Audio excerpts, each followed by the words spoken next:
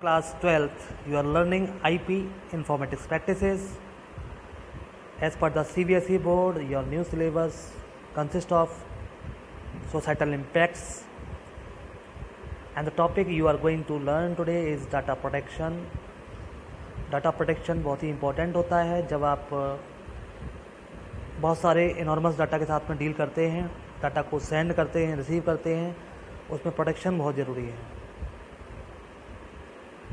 जितना भी डाटा हमारे पास में है वो डिजिटल फॉर्म में होता है, so the privacy of data and data storage becomes more crucial for us to protect this data from substantial harm, embarrassment, inconvenience and unfairness to the individual. Sensitive data like the biometrics information such as fingerprints, health information, financial information, ये सब आपकी sensitive data होता है। Biometric details वगैरह, personal data जैसे कि documents, photos, audio clips, video and ये सभी डाटा आपके लिए बहुत ही ज़्यादा क्रूशियल होता है, इम्पॉर्टेंट होता है।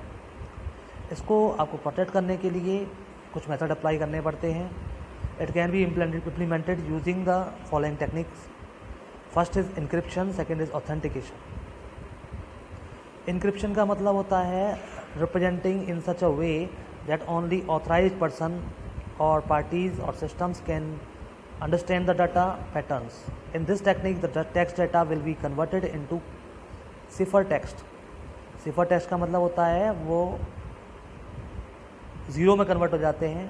डाटा को रीड नहीं कर सकते जब तक कि आपको ऑथेंटिकेशन नहीं होगा। जब डाटा सेंड किया जाता है तो वो इनक्रिप्ट हो जाता है और सेंडर के पास में, रेसिपिएंट के पास में पहुंच जाता है, और जब रेसिपिएंट उसको पासवर्ड डाल के ओपन करता है, यानी कि उसको डिक्रिप्ट करता है, तभी इसको ओपन कर पाता है। Cipher text refers to the converting user readable data into incomprehensible data. Second है authentication. Authentication involve the user identifying using different credentials like user name and password, security keys, different sensor locking systems.